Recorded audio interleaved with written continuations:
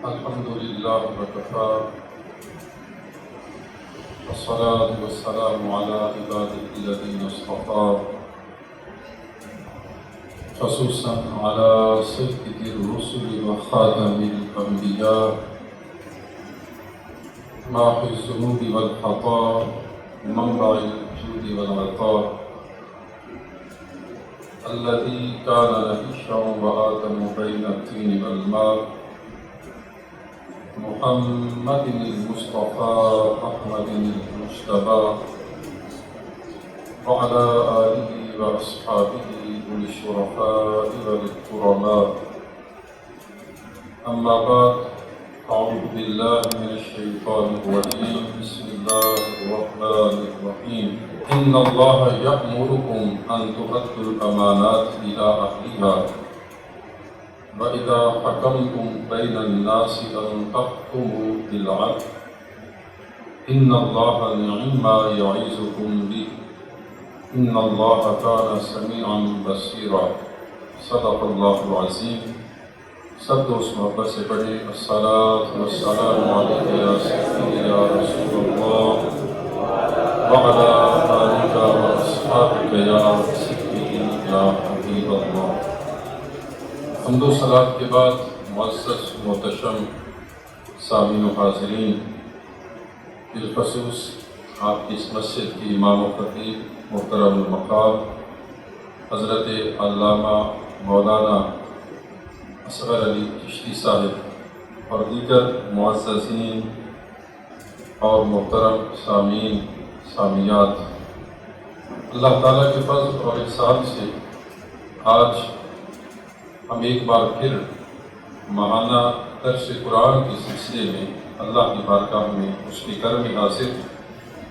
دعا ہے اللہ تعالیٰ ہم سب کی حاضری اپنی بارگاہ میں قبول فرمائے.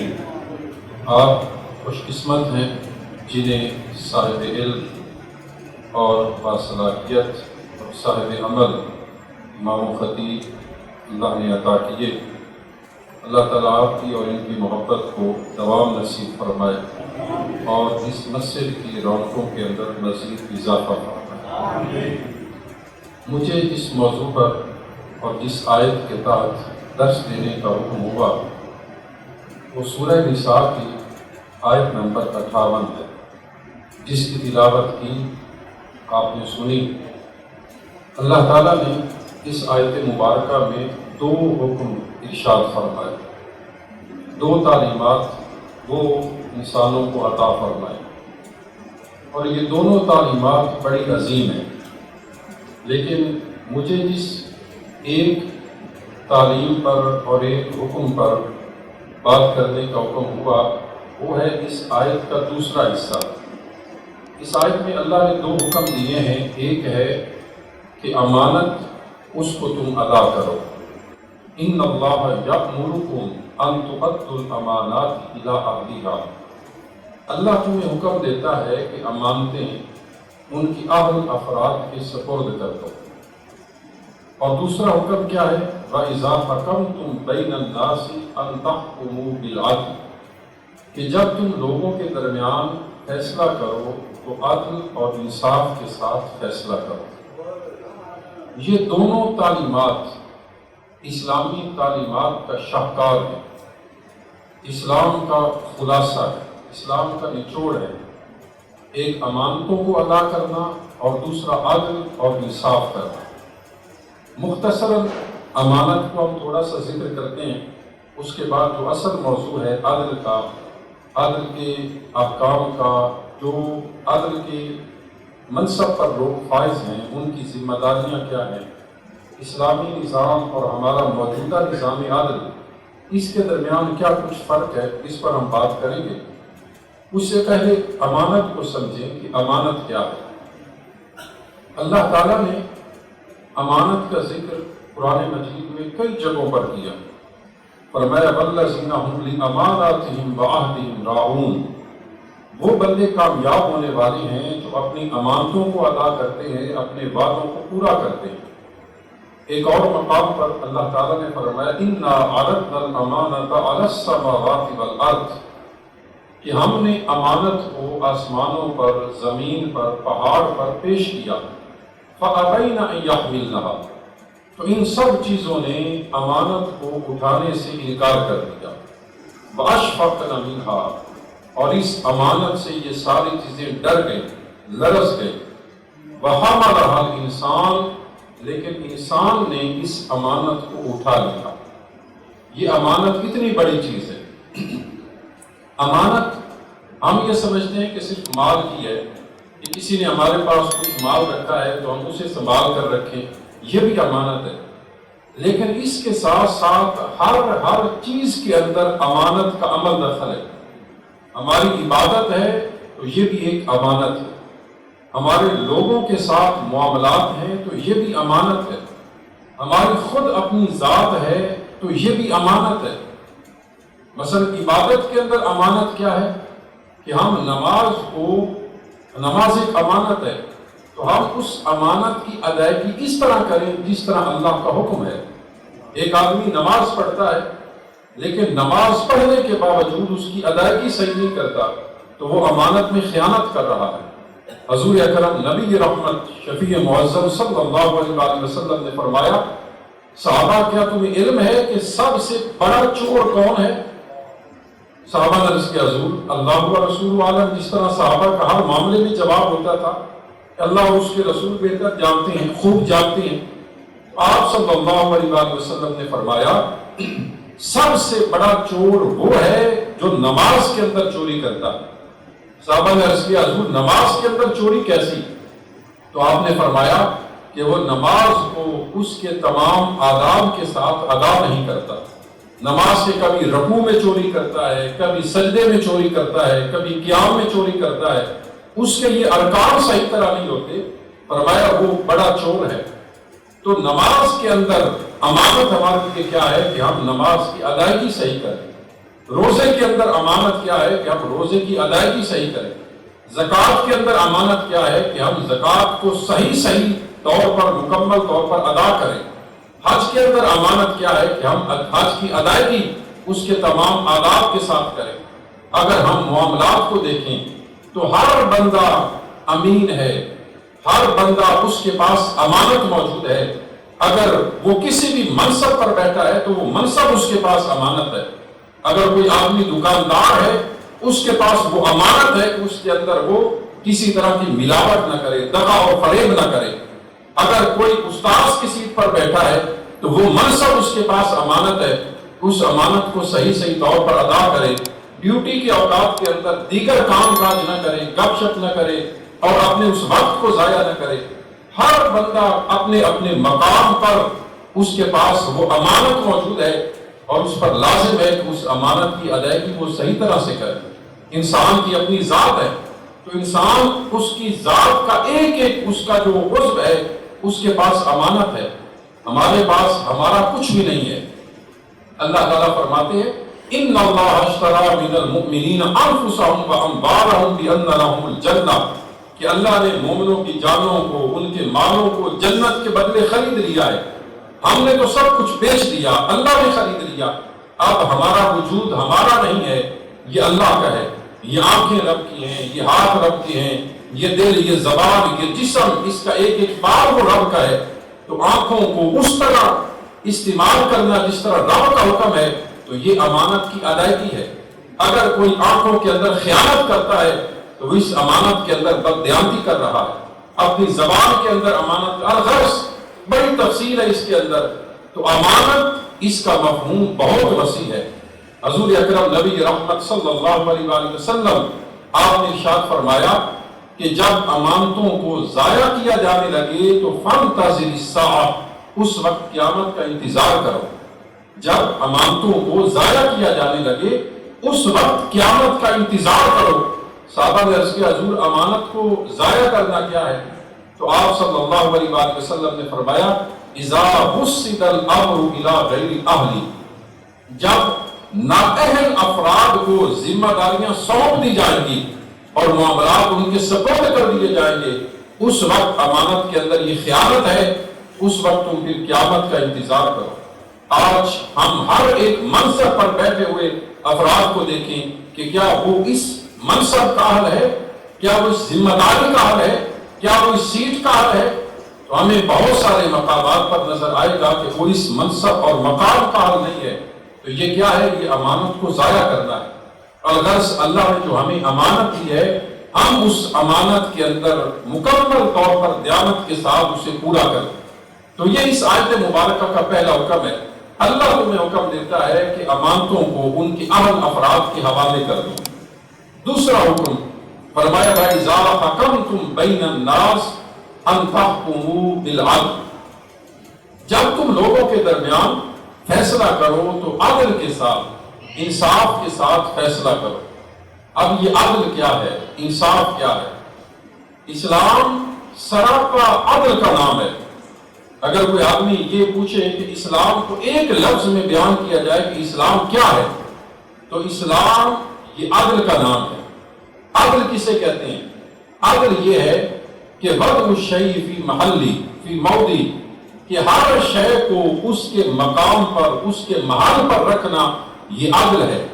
عدل کا دوسرا مطلب مساوات ہے، عدل کا مطلب برابری ہے، عدل کا مطلب انصاف ہے، کہ جو بندہ جس چیز کا مستحق ہے، جس چیز کے وہ لائق ہے، وہ چیز اس کے حوالے کر دینا، افراد و تفرید کے بغیر، کمی بیشی کے بغیر۔ تو یہ چیز عدل ہے، یہ چیز انصاف ہے۔ اور عدل اور انصاف کے مقابلے میں آتا ہے ظلم۔ اور ظلم کیا ہوتا ہے؟ وضع الشیء فی غیر محلی فی غیر موضع، کہ چیز کو وہاں پر رکھنا جو اس کی جگہ نہ ہو، جو اس کا مقام نہ ہو، اس کے مقام سے، اس کی جگہ سے ہٹ کر کسی جگہ کو وہاں پر رکھ دینا، یہ کیا ہے؟ یہ ظلم ہے۔ اللہ تعالیٰ نے عدل اور انصاف کا حکم ایک جگہ پر نہیں، قرآن مجید کے اندر تقریباً 26 مقامات پر اللہ نے عدل اور انصاف کرنے کا حکم دیا۔ ان اللہ یأمر بالعدل والاحسان، اللہ تمہیں حکم دیتا ہے عدل کرنے کا، انصاف کرنے کا۔ یا ایھا الذین آمنوا کونوا قوامین بالقسط شہداء للہ، اے ایمان والو انصاف کے ساتھ کھڑے ہو جاؤ، انصاف کو قائم کرو۔ یا ایھا الذین آمنوا کونوا قوامین للہ شہداء بالقسط، یہ سورہ مائدہ کے اندر، اے ایمان والو عدل اور انصاف کو قائم کرو۔ اور آگے فرمایا وَلَا يَجْرِمَنَّكُمْ شَنَآنُ قَوْمٍ عَلَىٰ أَلَّا تَعْدِلُوا، کسی بھی انسان کی نفرت، کسی بھی انسان کا بغض اور کسی بھی انسان کی عداوت تمہیں اس بات پر مت ابالے کہ تم اس کے ساتھ عدل ہی نہ کرو، تم اس کے ساتھ انصاف ہی نہ کرو۔ انسان کسی پر ظلم کب کرتا ہے؟ اس وقت انسان ظلم کرتا ہے جب اسے خوف خدا نہ رہے، جب اس کے اندر کسی کے لیے بغض آ جائے، عداوت آ جائے، نفرت آ جائے، پھر وہ ظلم کرتا ہے، عدل نہیں کرتا۔ لیکن اللہ کیا فرماتا ہے؟ اگر تمہاری کسی کے ساتھ کوئی عداوت بھی ہے، دشمنی ہے، بغض ہے، تمہارا آپس کے اندر اختلاف ہے، اب اس اختلاف کی بنا پر اپنے اس مخالف پر ظلم مت کرو۔ پھر بھی اتنی عداوت کے باوجود، دشمنی کے باوجود اللہ حکم دیتا ہے کہ پھر بھی انصاف کرو۔ اس آیت مبارکہ کے تحت مفسرین نے بڑی تفصیل لکھی عدل اور انصاف کی، یہاں تک لکھا کہ یہ آیت ہمیں یہ بتاتی ہے کہ ہمارے مقابلے کے اندر اگر ایک طرف مسلمان ہو، دوسری طرف کافر کھڑا ہو، اور کافر حق پر ہو، اور کافر وہ حق پر کھڑا ہو، اور مومن اور مسلمان وہ ظلم اور زیادتی کر رہا ہو، تو اس آیت نے ہمیں بتایا کہ اب تم نے اپنی برابری کو نہیں دیکھنا، اپنے اس مسلمان بھائی کے تعلق کو نہیں دیکھنا، بلکہ تم نے عدل اور انصاف کا ساتھ دیتے ہوئے اس غیر مسلم اور کافر کے لیے بھی حق کا فیصلہ کر دینا۔ تو یہ کیا ہے کہ تمہیں کسی کی دشمنی بھی ناانصافی پر مت ابالے۔ اعدلوا هو اقرب للتقوی، عدل کرو، انصاف کرو۔ اللہ تعالیٰ کو یہ انصاف بڑا پسند ہے، اور یہ انصاف اور عدل یہ تقوی کے زیادہ قریب ہے۔ اللہ تعالیٰ نے ایک اور مقام پر فرمایا وَأَقْسِطُوا، لوگوں انصاف کرو، إِنَّ اللَّهَ يُحِبُّ الْمُقْسِطِينَ، بے شک اللہ تعالیٰ انصاف کرنے والوں کو پسند فرماتا ہے۔ غرض قرآن مجید میں متعدد جگہوں پر اللہ نے عدل کا، انصاف کا وہ ہمیں حکم ارشاد فرمایا۔ عدل کے بغیر اب اگلی بات یہ ہے کہ عدل کی اہمیت کیا ہے، اس کی ضرورت کیا ہے۔ یاد رکھیں کہ کوئی بھی معاشرہ عدل اور انصاف کے بغیر قائم نہیں رہ سکتا۔ عدل اور انصاف یہ لازم ہے۔ اگر کوئی بھی قوم یہ چاہتی ہے کہ اس نے باقی رہنا ہے، اس نے معاشرے میں اپنا نام بنانا ہے، اپنا مقام بنانا ہے، اپنا مرتبہ بنانا ہے، اس کے لیے لازم کیا ہے کہ وہ عدل اور انصاف کرے۔ آج دنیا کے اندر دیکھیں کہ سب سے ترقی یافتہ ممالک کون سے ہیں، ان میں کوئی مسلمان ملک نظر نہیں آتا۔ جو اس سال کی ترتیب ہے اس کے اندر ہمارے سعودی عربیہ کا نمبر بھی 32واں ہے، اور ہم پاکستان والے اس کے اندر 70 سے بھی اوپر کسی درجے پر موجود ہیں۔ جو سب سے پہلے 10 ممالک ہیں، 15 کر لیں، 20 ممالک کر لیں، جو پوری دنیا کے اندر امن کے لحاظ سے، عدل کے لحاظ سے، اور وہاں پر جو حقوقی انسانیت ہے ان کے لحاظ سے، وہ سب ممالک غیر مسلم ممالک ہیں، لیکن وہ ان اعلیٰ نمبرز پر اور بلند اس مقام پر کیوں موجود ہے؟ اس کے اندر واحد سبب وہاں پر عدل اور انصاف کا قیام ہے۔ جس معاشرے کے اندر عدل اور انصاف موجود ہو، چاہے وہ غیر مسلم افراد کا معاشرہ کیوں نہ ہو، عدل اور انصاف ہے، اللہ تعالیٰ انہیں بھی امن عطا کر دیتا ہے۔ اور چاہے مسلمانوں کا معاشرہ ہو، لیکن وہاں پر اگر عدل نہ رہے، وہاں پر انصاف نہ رہے، تو پھر کیا ہوتا ہے کہ پھر وہ معاشرہ تنزلی کی طرف جاتا ہے، وہ معاشرہ پھر زیادہ دیر تک بلند مرتبے اور عہدے پر قائم نہیں رہتا۔ اسی طرح اللہ رب العزت نے ہمیں یہ بھی حکم دیا کہ تم اپنی قرابت کو نہ دیکھو۔ ہمارے ہاں کیا کیا جاتا ہے کہ جو بندہ منصب عدل پر فائز ہے، بیٹھا ہے، وہ اپنے تعلق کو دیکھتا ہے، وہ اپنے رشتہ داروں کو دیکھتا ہے، وہ جس کے خلاف فیصلہ کرنے جا رہا ہے اس کے عہدے، مرتبے اور منصب کو دیکھتا ہے۔ اس کے سامنے جو بندہ موجود ہے وہ کیا کرے گا؟ اس کے حسب اور نسب کو دیکھ کر فیصلہ کرے گا۔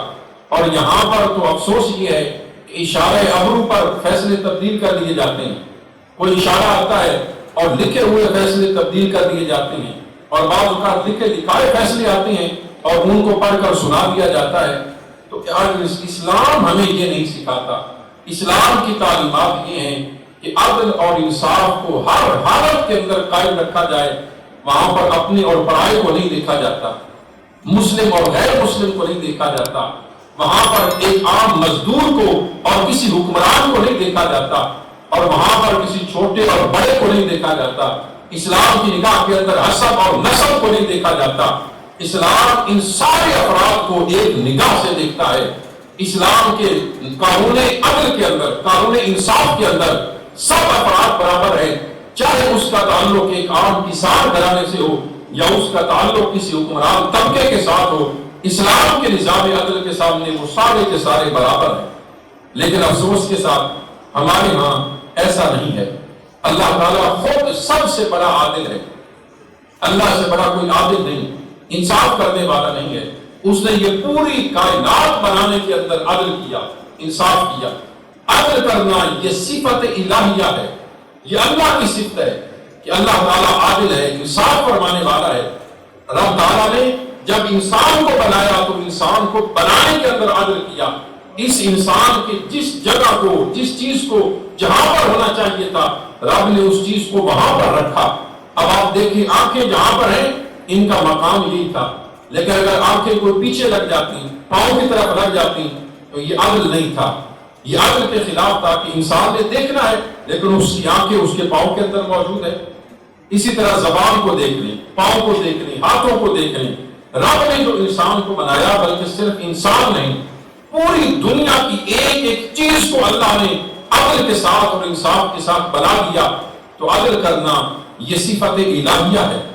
اسی طرح اللہ تعالیٰ نے دنیا کے اندر، آخرت کے اندر، ہر مقام پر عدل اور انصاف کو غالب رکھا۔ اللہ تعالیٰ نے جتنے انبیاء کو بھیجا، ان انبیاء کی بعثت کا مقصد کیا تھا؟ اللہ نے انبیاء کو کیوں بھیجا؟ اللہ تعالیٰ نے انبیاء کی بعثت کا مقصد خود بیان کیا۔ فرمائے لقد ارسلنا رسلنا بالبینات، ہم نے اپنے رسولوں کو واضح نشانیاں دے کر بھیجا۔ وانزلنا معهم الکتاب والمیزان، اور ہم نے انہیں دو چیزیں دی۔ ہم نے ان انبیاء اور رسول کے ساتھ ایک تو انہیں کتاب دی اپنے احکام دیے، اور دوسری چیز فرمایا والمیزان، ہم نے انہیں ترازو دیا۔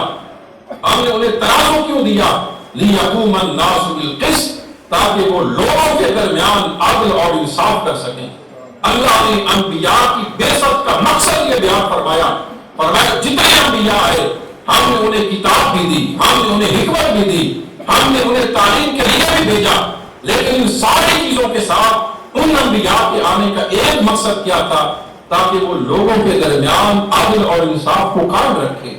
اللہ تعالیٰ نے حضرت داؤد علیہ السلام کو حکم دیا، یا داؤد انا جعلناک خلیفۃ فی الارض فاحکم بین الناس بالحق ولا تتبع الہویٰ۔ اے داؤد، ہم نے تمہیں اس زمین کے اندر اپنا خلیفہ بنایا ہے، اپنا نائب بنایا ہے، لوگوں کے درمیان فیصلہ کرنا ہے تو حق کے ساتھ فیصلہ کرنا ہے، اپنی خواہش نفس کے ساتھ فیصلہ نہیں کرنا، اپنی خواہش نفس کے پیچھے نہیں چلنا۔ تو عدل اور انصاف کرنا یہ انبیاء کی بعثت کا ایک مقصد ہے۔ اب اگر ہم دیکھیں کہ ایک وہ بندہ جو جج کے منصب پر، جو عدل اور انصاف کرنے والے منصب پر بیٹھا ہے، اس کی ذمہ داریاں کیا ہیں؟ اس سے پہلے یہ سمجھیں کہ یہ عہدہ قضاء یہ بہت بڑی ذمہ داری ہے۔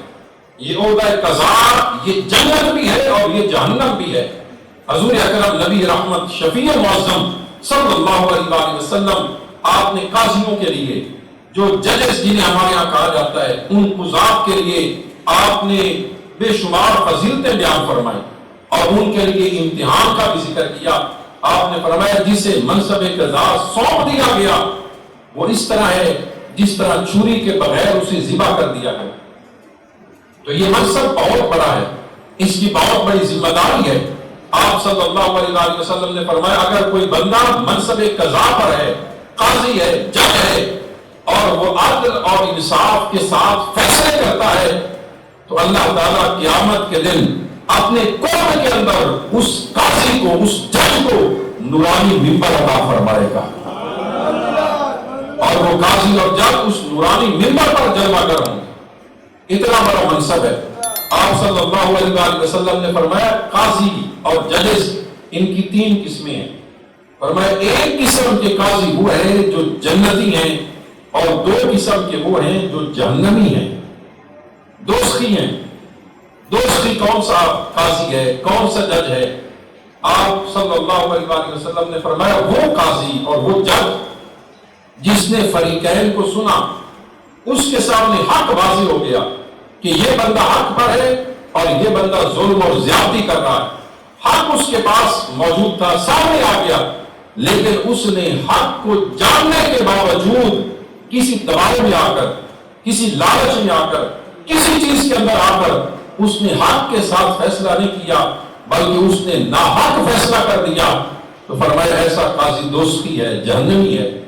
اور فرمایا دوسرا وہ قاضی جس کے سامنے معاملہ آیا لیکن وہ اس معاملے کو سمجھ ہی نہیں سکا، اسے علم ہی نہیں کہ یہ معاملہ کیا ہے، اس کی حقیقت کیا ہے، نہ اس نے اس کی تہ کے اندر، اس کی گہرائی میں جانے کی اس نے کوشش کی ہے، اس نے جہالت کے اندر ہی فیصلہ کر دیا، اسے علم نہیں ہوا، پتہ ہی نہیں چلا، اس نے جہالت میں فیصلہ کر دیا۔ آپ نے فرمایا یہ قاضی جس نے جہالت کے ساتھ فیصلہ کیا یہ بھی جہنمی ہے۔ اور تیسرا قاضی جو جنتی ہے، فرمایا وہ قاضی جس کے سامنے معاملہ پیش ہوا اور اس نے حق اور سچ کو سمجھا اور سمجھ کر حق اور سچ کے ساتھ فیصلہ کر دیا، اللہ اس قاضی کو جنت عطا فرما دے گا۔ یہ قاضی کی تین قسمیں آپ نے فرمائی۔ جو حق کے ساتھ فیصلہ کرے وہ قاضی جنت کا حقدار ہے، جنت کا مستحق ہے، اور اللہ تعالیٰ اس کو جنت عطا فرمائے گا۔ اسی طرح حضور اکرم نبی رحمت صلی اللہ علیہ وآلہ وسلم کی بڑی مشہور روایت ہے، آپ نے 7 افراد کا ذکر کیا جن افراد کو اللہ قیامت کے دن اپنی عرش کا سایہ عطا کرے گا، جس دن رب کے اس رحمت کے سائے کے سوا کوئی اور سایہ نہیں ہوگا۔ سبعۃ یظلھم اللہ فی ظلہ یوم لا ظل الا ظلہ، فرمایا 7 بندے وہ ہیں جنہیں رب اپنی رحمت کا سایہ عطا کرے گا، اس دن اس کی رحمت کے سوا کوئی اور سایہ نہیں ہوگا۔ ان 7 افراد کی تفصیل بیان کرنے کا وقت نہیں ہے، ان میں سے ایک بندہ کون ہے؟ فرمایا امام عادل، وہ حکمران وہ قاضی، وہ جج جو عدل اور انصاف کرنے والا ہے، جو عدل اور انصاف کے ساتھ فیصلے کرنے والا ہے، اسے رب اپنی رحمت کا سایہ نصیب فرما دے۔ تو یہ عہدہ بہت بڑا ہے، اس کی ذمہ داری بہت بڑی ہے، اور جو بندہ اس عہدے کو نبھا نہ سکے اسے اس عہدے پر منصب پر رہنے کا حق نہیں ہے۔ وہ دوزخ کا سودا کر رہا ہے، وہ جہنم کا سودا کر رہا ہے، اسے اس منصب سے الگ ہو جانا چاہیے۔ اب اسی طرح اگر ہم دیکھیں کہ اسلامی جو نظام عدل ہے وہ کیا ہے، اور ہمارا موجودہ نظام عدل، ہمارا جو قانون ہے یہ کیا کہتا ہے، اس کے اندر زمین و آسمان کا فرق ہے۔ ہمارا موجودہ قانون جس کے تحت ضلعی عدالتوں میں فیصلے ہوتے ہیں، صوبائی، بلکہ ہمارے عالم ہیں وہ تو کہتے ہیں کہ ہمارے یہ جو کورس ہے ان کو عدالت بھی نہیں کہنا چاہیے۔ عدالت کا مطلب ہے انصاف کی جگہ، عدل کی جگہ، لیکن یہاں پر عدل اور انصاف میسر نہیں ہے، ان کو کورس کہنا چاہیے۔ یہ کورٹ ہے، کچہریاں ہیں، عدالتیں نہیں ہیں۔ عدالتیں تو وہ ہے جہاں پر عدل ہوتا ہے، جہاں پر انصاف ہوتا ہے۔ اللہ ماشاءاللہ یہاں پر بھی کچھ افراد موجود ہیں جو اللہ کی رضا کے لیے عدل اور انصاف پر مبنی فیصلے کرتے ہیں، لیکن ایسے افراد بہت کم ہیں۔ زیادہ تر افراد وہ ہیں جو عدل اور انصاف سے عاری جن کے فیصلے ہوتے ہیں۔ تو یہ کورس ہیں، کچہریاں ہیں، ان کورس اور کچہریوں کے اندر جتنا بھی نظام ہے، چاہے وہ کورس کچہری ضلعی سطح پر ہو، صوبائی سطح پر ہو یا وفاقی سطح پر ہو، جس سطح پر بھی ہے، یہ سارا ہمارا نظام یہ انگریز کا دیا ہوا نظام ہے۔ انگریز اس نے جو کچھ اس 18ویں 19ویں صدی کے اندر جو کچھ اس نے دیکھا اس نے لیا، اور وہی آج تک اسی طرح وہ چلتا آ رہا۔ ہمارے یہاں کچھ کوششیں کی گئی ہیں اس کے اندر کوئی تبدیلی کی جائے، لیکن کوئی خاطر خواہ اس کے اندر تبدیلی نہیں ہے۔ مثلا ایک چیز آپ سنیں، اسلام کے اندر جو نظام ہے اس کے اندر کسی کو استثناء حاصل نہیں ہے۔ اسلام کا نظام احتساب، اسلام کا نظام عدل، وہ سب کو ایک نگاہ سے دیکھتا ہے۔ حضور اکرم نبی رحمت صلی اللہ علیہ وآلہ وسلم آپ کیا فرماتے ہیں؟ آپ نے فرمایا ایک عورت تھی جس کا نام فاطمہ تھا، اس نے چوری کر دی۔ جب اس نے چوری کی تو بہت سارے لوگ اس کے پاس فرمائشیں لے کر آ گئے، جس کے اندر سفارشوں کے اندر آپ صلی اللہ علیہ وسلم کے بڑے قریبی ساتھی بھی شامل تھے۔ آپ نے جب یہ دیکھا کہ یہ لوگ تو سفارشیں کر رہے ہیں اس عورت کے لیے جو بڑے خاندان کی ہے، اس کو چھوڑ دیا جائے، اس پر حد جاری نہ کی جائے، اس کے ہاتھوں کو نہ کاٹا جائے، تو آپ صلی اللہ علیہ وسلم جلال کے اندر آ گئے۔ آپ نے مجمع کو بلایا، عوام کو جمع کیا اور جمع کر کے خطبہ دیا۔ اس خطبے میں ہمارے کریم آقا صلی اللہ علیہ وسلم نے کیا فرمایا؟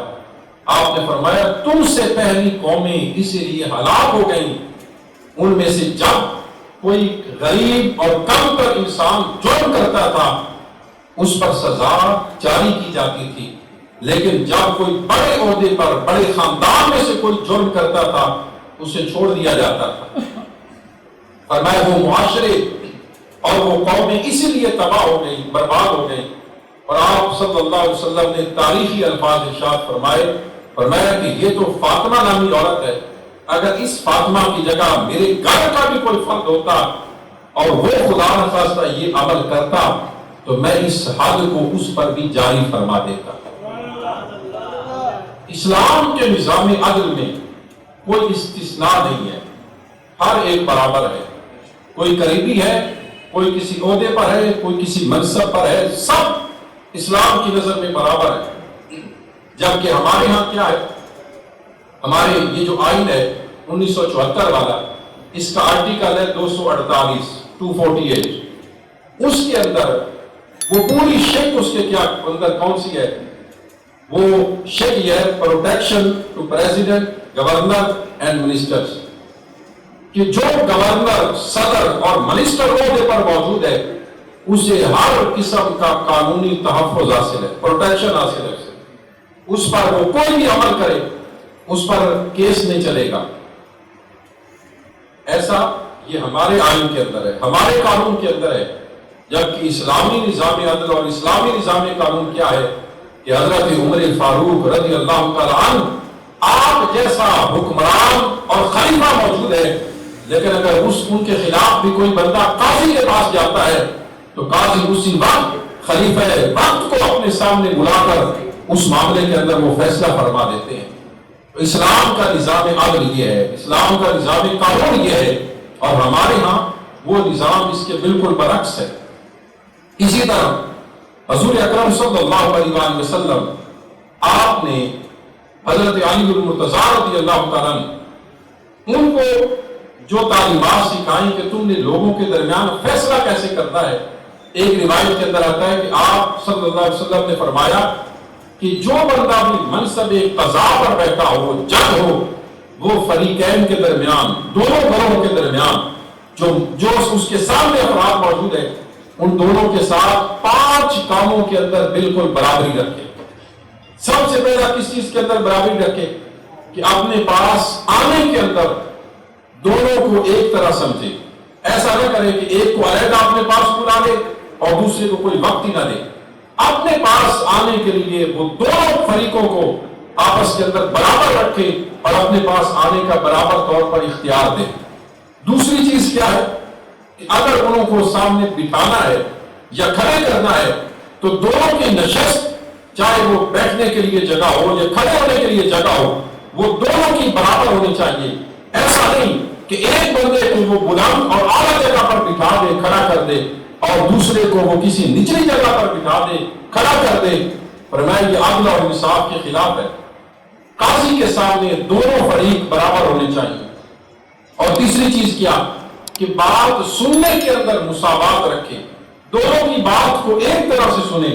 اور چوتھی چیز کیا کہ دونوں کی طرف توجہ برابر رکھے، ایسا نہیں کہ ایک کی طرف زیادہ جھک جائے، زیادہ توجہ کرے اور دوسری کی طرف نظر ہی نہ کرے، اسے دیکھے ہی نہ، اس کی طرف توجہ ہی نہ کرے۔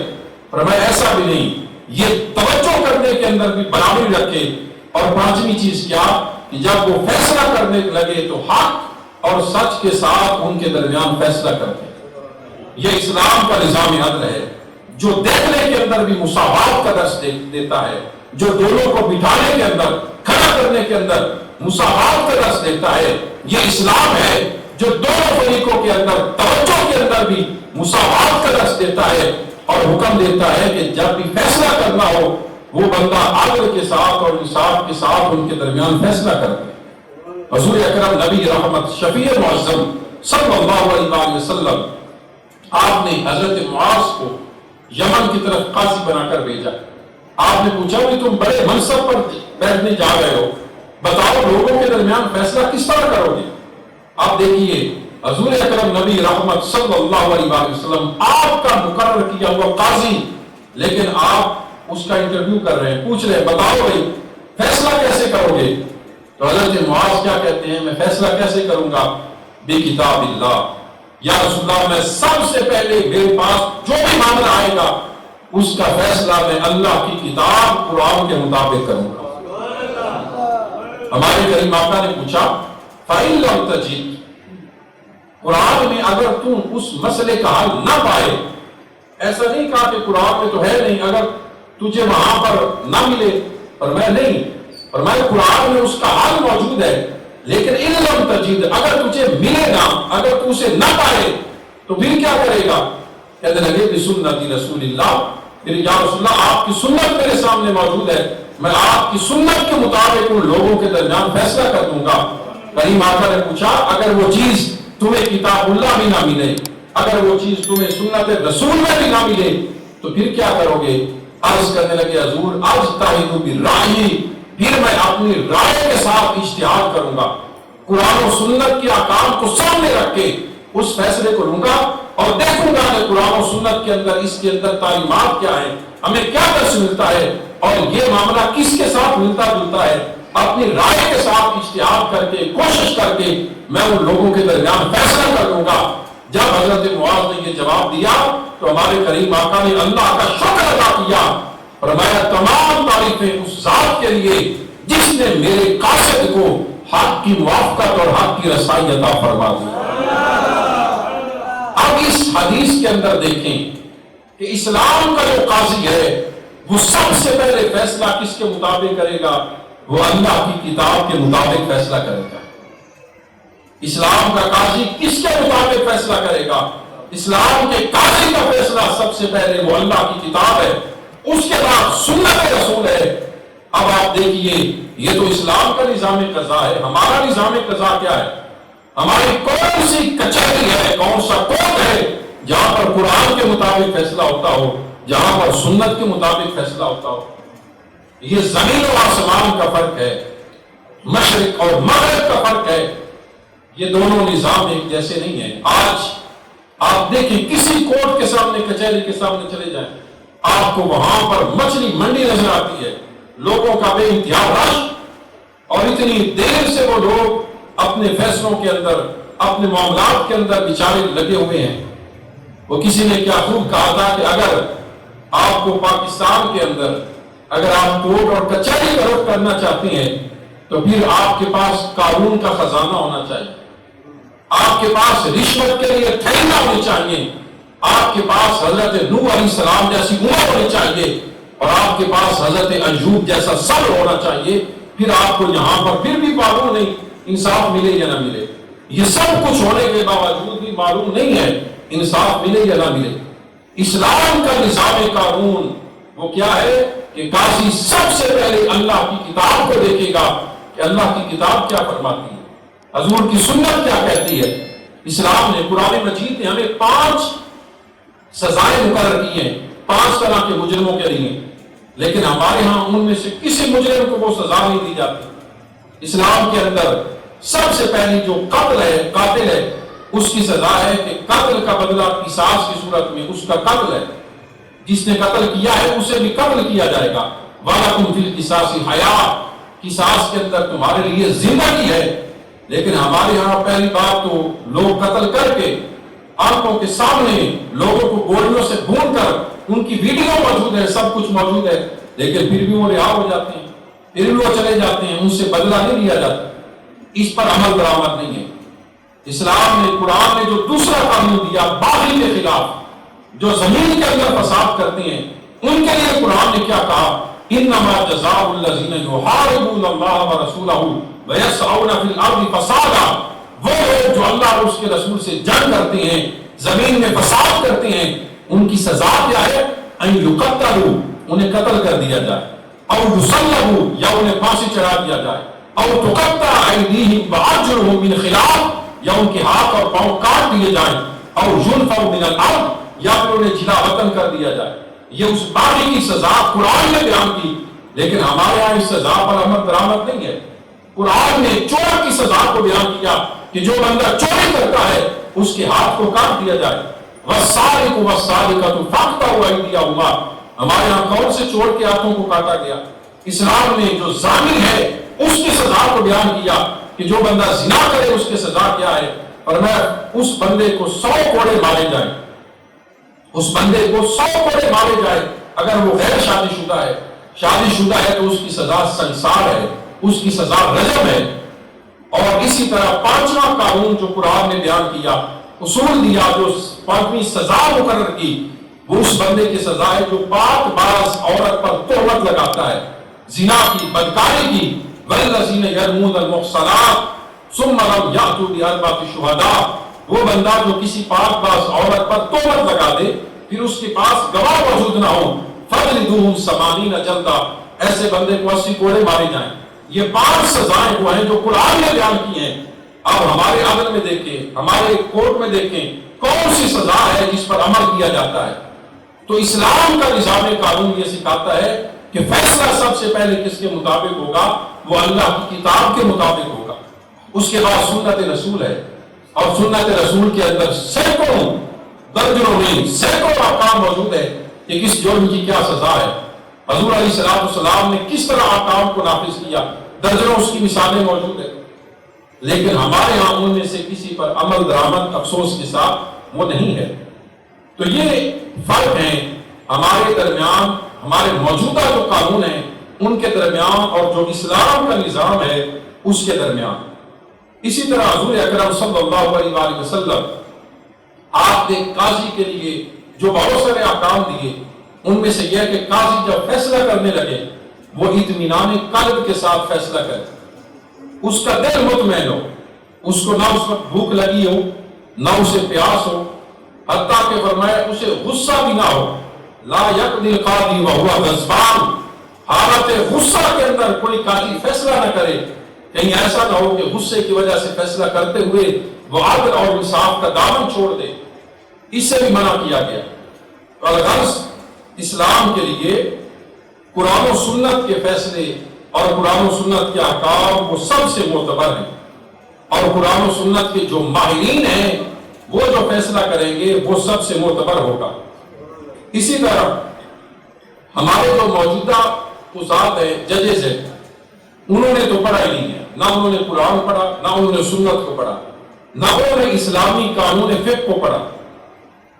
ہمارے ہاں جو لوگ جج بنتے ہیں، LLB ہے، LLM ہے، اس کے اندر ہر سال کے اندر صرف ایک پیپر آتا ہے، کس کا؟ قانون جو ہمارا فقہ ہے اور اصول فقہ ہے اس کے مطابق صرف ایک پیپر آتا ہے، اور آگے جا کر پھر وہ بھی آپشنل ہو جاتا ہے، اختیاری ہو جاتا ہے، اگر آپ کا دل کرے تو پڑھے، دل کرے تو نہ پڑھے، اور وہ بھی سرسری سا ہوتا ہے، اس کے اندر بھی کوئی بڑی گہرائی نہیں ہوتی۔ تو یہ جتنے بھی افراد بیٹھے ہوئے ہیں یہ انگریزی قانون پڑھے ہوئے ہیں، بہت کم افراد ایسے ہیں جنہوں نے اپنے ذوق سے، اپنے شوق سے، اپنی محنت سے دونوں علوم کو پڑھا اور دونوں علوم کو اپنے سامنے رکھا۔ ہمارے ہاں ایسے قانون بنائے گئے، وفاقی شرعی عدالت بنائی گئی تاکہ اس قانون کو اسلام کے قانون کے تابع کیا جائے، لیکن ایسا نہیں ہے۔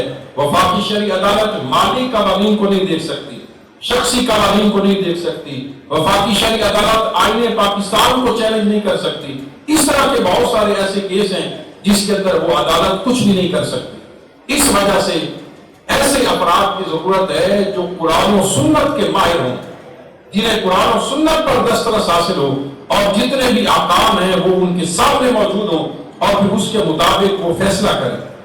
حضرت سیدنا علی المرتضیٰ رضی اللہ تعالیٰ عنہ، آپ کی زرہ وہ ایک آپ نے یہودی کے پاس دیکھی۔ اب آپ کو یہ بتا رہے ہیں کہ اسلام کا نظام عدل کس طرح ہے۔ اسلام کے نظام عدل میں ایک بہت بڑی چیز ہے، اسلامی نظام عدل مفت ہے، بالکل فری ہے، اس کے اندر درمیان میں کسی اور آدمی کو لانے کی ضرورت نہیں ہے۔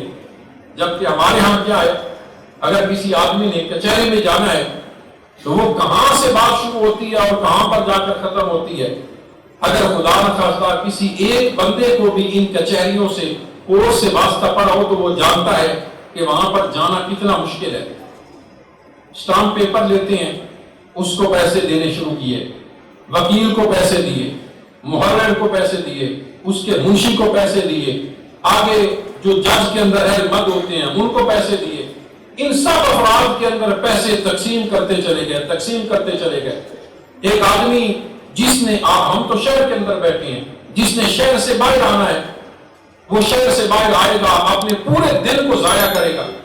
ایک سال کے اندر اگر اس بندے نے 30 تاریخیں بھی اس نے ادا کرنی ہیں، 15 تاریخیں ادا کرتی ہیں، اس نے کتنا کرایہ بھر کے آنا ہے، وقت اس نے نکال کر آنا ہے، اس نے آگے یہ مقامی طور پر سارے خرچ اس نے پورے کرنے ہیں، تو کتنا ایک لمبا سلسلہ ہے۔ اگر کوئی آدمی ان معاملات کے اندر پڑ جائے تو ہمارے ہاں جو سب سے تیز ترین اگر کوئی فیصلہ ہوتا ہے وہ 3 سے 4 سال کے اندر، یہ تیز ترین فیصلہ ہے۔ 3-4 سال سے پہلے کوئی چھوٹے سے چھوٹا معاملہ ہو اس کا فیصلہ ہو ہی نہیں سکتا، کیونکہ کیا ہے، پہلے ملزم کو بلائیں گے، پھر اس پر جرح کریں گے، پھر اس جرح پر جرح ہوگی، پھر دوسرے افراد آئیں گے، ایک لمبا سلسلہ ہے جو نہ ختم ہونے والا ہے۔ جبکہ اسلام کا نظام کیا ہے؟ اسلام کا نظام ہے مفت اور فوری انصاف، مفت اور فوری انصاف، اس کے اندر کوئی تاخیر نہیں ہے، کوئی پیسہ نہیں ہے۔ حضرت علی المرتضیٰ رضی اللہ تعالیٰ عنہ، آپ نے اپنی زرہ ایک یہودی کے پاس دیکھی، آپ نے اسے کہا کہ یہ زرہ تو میری ہے، اس نے کہا جی آپ کیا تو چلے قاضی کے پاس، اگر آپ کے حق میں فیصلہ ہو جائے تو یہ زرہ آپ لے جائیں، آپ خلیفہ وقت ہیں۔ آپ نے قاضی، جو قاضی ہے اس نے آپ کو دیکھا، اس نے کہا کہ اے امیر المومنین ہمیں یہ بتائیں کہ آپ کے پاس کیا دلیل ہے، کیا ثبوت ہے کہ یہ زنا آپ کی ہے؟ کیا ثبوت ہے آپ کے پاس؟ آپ نے کہا کہ میرا بیٹا وہ بھی گواہ ہے کہ یہ زنا میری ہے، اور میرا غلام ہے وہ بھی گواہ ہے کہ یہ زنا میری ہے۔ قاضی نے کہا کہ آپ جانتے ہیں کہ بیٹے کی گواہی باپ کے حق میں قبول نہیں ہے، باپ کے خلاف وہ تو قبول ہو سکتی ہے، باپ کے حق میں بیٹے کی گواہی قبول نہیں، غلام کی گواہی اس کے مالک کے حق میں قبول نہیں ہے، لہذا آپ کے پاس کوئی دلیل نہیں ہے، ثبوت نہیں ہے، لہذا میں فیصلہ کرتا ہوں یہ زنا یہودی کی ہے، کیونکہ یہ اس کے پاس موجود ہے، اس کا قبضہ ہے۔ جب اس یہودی نے یہ دیکھا وہ دنگ رہ گیا کہ وقت کا حکمران اور خلیفہ اور قاضی اس خلیفہ کے خلاف فیصلہ کرے اور خلیفہ خوش دلی کے ساتھ اس فیصلے کو قبول کر لے۔ جب اس یہودی نے یہ دیکھا، اس نے کہا مجھے علم ہو گیا ہے کہ یہی مذہب رب کا سچا مذہب ہے، میں آج سے اسلام کے قبول کر کے حضور کی غلامی کے اندر شامل ہوتا ہوں۔ ایک فیصلے کی وجہ سے یہودی کو اسلام نصیب ہو گیا۔ جب حضرت علی المرتضیٰ کرم اللہ وجہ الکریم آپ نے دیکھا کہ یہودی مسلمان ہو گیا ہے، آپ نے کہا کہ یہ زرہ بھی تمہاری، آپ نے زرہ اسے ہدیہ کر دی، اور ساتھ ایک گھوڑا تھا، آپ نے وہ گھوڑا اس یہودی کو ہدیے میں تحفے میں دے دیا کہ یہ بھی میں تمہیں تحفۃ پیش کرتا ہوں۔ یہ اسلام کا نظام عدل ہے، فوری اور مفت، جس کے اندر کوئی تاخیر نہیں ہے۔ حضرت سیدنا عمر فاروق رضی اللہ تعالیٰ عنہ، جن کا نمایاں اور عمدہ بس عدل ہے، عدل فاروقی، جہاں پر بھی عدل اور انصاف کی بات ہوتی ہے وہاں پر حضرت عمر فاروق کی بات لازمی ہوتی ہے۔ ایسا ہو ہی نہیں سکتا، ایسا ہو ہی نہیں سکتا کہ عدل اور انصاف کی بات ہو اور وہاں پر حضرت عمر فاروق کا ذکر نہ آئے۔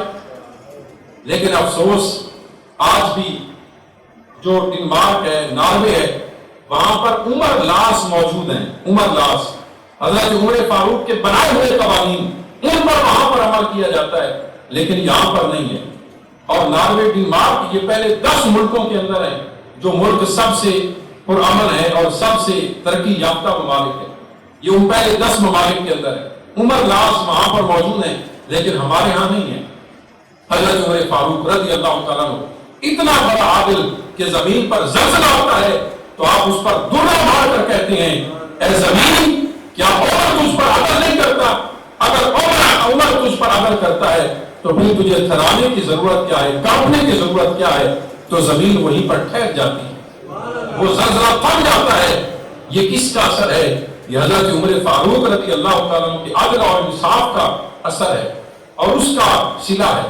حضرت عمر فاروق کا دور ہے اور غسان اس وقت ایک صوبہ تھا، غسان کا جو فرمانروا تھا وہ مسلمان ہوا، اس کا نام تھا جبلہ بن احم، مسلمان ہوا اور وہ حج کے لیے مکہ مکرمہ میں آیا، طواف کر رہا تھا۔ طواف آپ جانتے ہیں، طواف کرتے ہوئے احرام باندھا ہوتا ہے، اس کے احرام کی چادر زمین پر لٹک رہی، زمین پر وہ ساتھ چل رہی تھی، زمین پر نیچے لگ رہی تھی۔ وہاں پر ایک عربی بدو دیہاتی، اس کا پاؤں اس کے وہ جو چادر تھی اس کے اوپر آ گیا، اس کی چادر تھوڑی سی کھسک گئی، اسے غصہ آیا اور اس نے اس بدو کو زور سے اس کے منہ پر تھپڑ جڑ دیا۔ بدلے کے اندر اس بدو نے، دیہاتی نے بھی اس فرما روا کو، اس حکمران کو، اور وہاں غسان کا جو بڑا حکمران تھا اس بدو نے بھی اسے، دیہاتی نے بھی اسے تھپڑ مار دیا۔ اب یہ معاملہ وہ جبلہ بن احم حکمران فرما روا حضرت عمر کے پاس گیا، اس بدو نے، دیہاتی نے مجھے تھپڑ مارا ہے۔ آپ نے پوچھا بھی تم نے اسے تھپڑ کیوں مارا ہے؟ اس نے کہا جی اس غلطی سے میرا پاؤں اس کی چادر پر آیا، اس نے مجھے تھپڑ مارا اور میں نے اسے مار دیا۔ تو حضرت عمر فاروق نے کہا بھی معاملہ برابر ہو گیا، تم نے اسے تھپڑ مارا اور اس نے تمہیں مار دیا۔ اس نے کیا کہا؟ اس نے کہا اے عمر آپ جانتے ہیں کہ میں حکمران ہوں، فرما روا ہوں، اپنے علاقے کا بڑا بااثر آدمی ہوں، ہمارے ہاں اگر کوئی اس طرح ہمارے ساتھ گستاخی کرتا ہے اس کی سزا یہ ہے کہ اسے مار دیا جائے، قتل کر دیا جائے۔ تو حضرت عمر فاروق نے کہا کہ اسلام یہ سب کو برابری دیتا ہے، یہاں پر کوئی کسی سے افضل نہیں ہے، تم نے اسے مارا، اس نے تمہیں مار دیا، ہمارے اسلام کی نظر کے اندر یہ معاملہ برابر ہو گیا، اور آپ نے اس طرح اس معاملے کو اس فیصلہ کر دیا اور ختم کر دیا۔ تو گویا آپ نے بتا دیا اسلام کی نظر میں کوئی ایسا نہیں ہے کہ کوئی غریب ہے اور کوئی بڑا ہے، غریب کے لیے قانون اور ہو اور بڑے کے لیے قانون اور ہو، ایسا اسلام کی نظر میں اور اسلام کی نگاہ میں نہیں ہے۔ حضور اکرم نبی رحمت شفیع معظم صلی اللہ علیہ وآلہ وسلم عدل اور انصاف کے لحاظ سے آپ کی ذات سب سے بڑا نمونہ ہے۔ حضور سے بڑا کوئی عدل اور انصاف کرنے والا نہیں، لیکن ایک بدبخت نے جب ہمارے کریم آقا لوگوں کے اندر مال غنیمت تقسیم کر رہے تھے اور مال غنیمت تقسیم کرتے ہوئے کچھ افراد کو آپ دل جوڑے کے لیے زیادہ مال دے رہے تھے، ایک بدبخت وہاں پر بولا اے دل یا محمد، اے محمد عدل کرو، اے محمد انصاف کرو۔ جب اس نے یہ الفاظ کہے حضرت عمر فاروق کھڑے ہو گئے، حضور اجازت دے میں اس کا سر قلم کر دوں، یہ آپ کو کہتا ہے کہ عدل کرو۔ آپ صلی اللہ علیہ وسلم نے کیا فرمایا؟ آپ نے فرمایا اے بدبخت، اگر میں عدل نہیں کروں گا تو اس کائنات میں اور عدل کون کرے گا؟ اگر میں انصاف نہیں کروں گا تو اس جہاں کے اندر اور انصاف کون کرے گا؟ اور آپ نے ساتھ ہی فرمایا اے عمر اسے کچھ مت کہو، میں دیکھ رہا ہوں کہ اس کی نسل میں سے ایک پوری چین چلے گی اور ایسے افراد آئیں گے جو میری ذات پر اعتراض کریں گے، ان کی داڑیاں بھی ہوں گی، وہ کلمہ بھی پڑھیں گے، نمازیں بھی بڑی پڑھیں گے اور وہ بظاہر تقویٰ و طہارت کا بھی اظہار کریں گے، لیکن ان کی زندگی کا سارا مقصد کیا ہوگا؟ حضور کی ذات پر اعتراض کرنا۔ کبھی وہ حضور کے علم کے اندر نقص اور عیب نکالیں گے کہ نعوذ باللہ حضور کو یہ علم تھا، یہ نہیں تھا۔ کبھی وہ حضور کی ذات کے اندر کسی طرح سے حملہ کریں گے۔ ایسے بدبخت افراد اس بندے کی نسل میں سے ہوں گے۔ اے عمر اسے کچھ مت کہو۔ تو آپ صلی اللہ علیہ وسلم پر عدل کے لحاظ سے جس بندے نے سب سے پہلے اعتراض کیا تھا وہ منافق تھا، جو بظاہر کلمہ گو تھا، اس کے حلیہ بظاہر مسلمانوں والا تھا، لیکن اس کے دل کے اندر حضور کی عزت نہیں تھی، حضور کا اکرام نہیں تھا، حضور کی تعظیم نہیں تھی۔ آپ صلی اللہ علیہ وسلم نے اس وقت فرمایا تھا اگر میں انصاف نہیں کروں گا تو کون انصاف کرے؟ ہمارے کریم آقا تو اتنے انصاف کرنے والے ہیں، ماں کی گود کے اندر بھی انصاف کر رہے ہیں، ماں کی گود میں بھی انصاف کرنے والے ہیں۔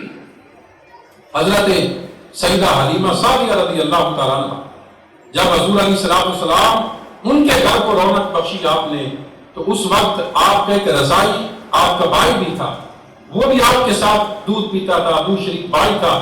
آپ صلی اللہ علیہ وسلم بچپن کے عالم کے اندر اپنی والدہ کی ایک طرف سے دودھ نوش فرماتے تھے، دوسری طرف ترک فرما دیتے، چھوڑ دیتے تھے۔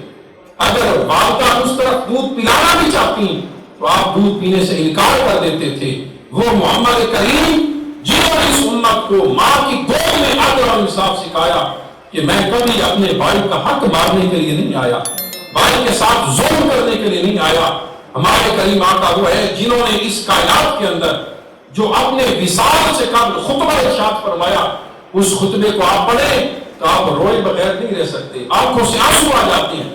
ہمارے کریم آقا نے صحابہ کو جمع کیا اور صحابہ کو جمع کر کے حضور فرماتے ہیں اے لوگو میں محمد تمہارے سامنے موجود ہوں، اگر میں نے تم میں سے کسی پر ظلم کیا ہو، کسی کے جسم پر ظلم کیا ہو، یہ محمد کا جسم تمہارے سامنے ہے، آؤ اور آ کر مجھ سے بدلہ لے لو۔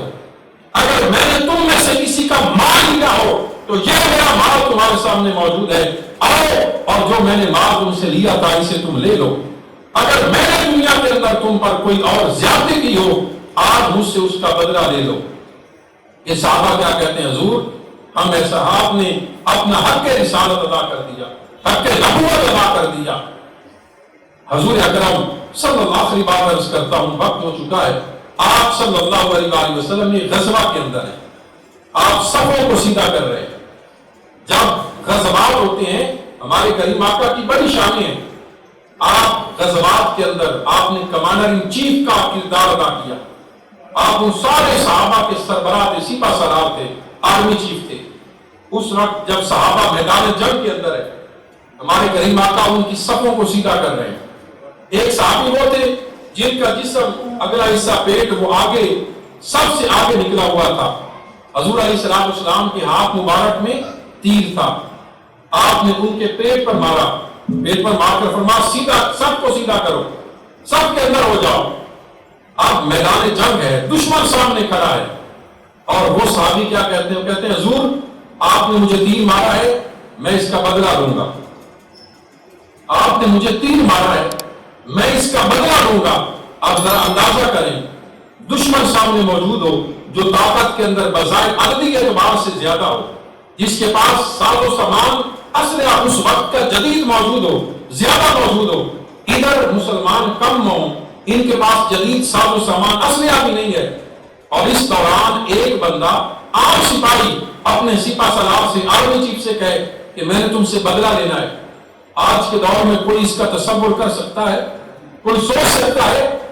لیکن ہمارے کریم آقا صلی اللہ علیہ وآلہ وسلم آپ نے کیا فرمایا؟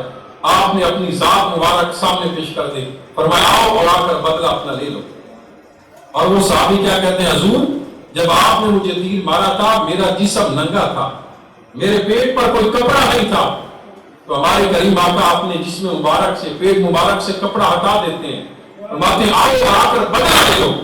اب اس صحابی کی محبت دیکھیے، جب وہ حضور کے نورانی جسم کو دیکھتے ہیں تو فوراً حضور کے جسم سے چمٹ جاتے ہیں، حضور کے جسم کو اپنے جسم سے مس کرنا شروع کر دیتے ہیں، اور عرض کرتے ہیں یا رسول اللہ صلی اللہ علیہ وسلم آپ دیکھ رہے ہیں میدان جنگ سامنے ہے، دشمن سامنے ہے، نہ جانے اس کے بعد آپ کی زیارت کر سکوں یا نہ کر سکوں، نہ جانے اس کے بعد مجھے دنیا میں رہنا نصیب ہوتا ہے یا نہیں ہوتا.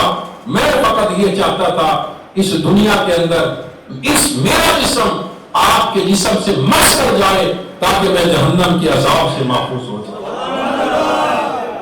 ہمارے کریم آقا صلی اللہ علیہ وسلم اتنے بڑے عدل اور انصاف کرنے والے، ہمیں اسی بات کا حکم ہے کہ ہم ہر معاملے کے اندر ہر جگہ پر عدل اور انصاف کریں. اللہ تعالیٰ ہم سب کو سمجھنے کی، عمل پیرا ہونے کی توفیق عطا فرمائے. وآخر دعوانا ان الحمد للہ.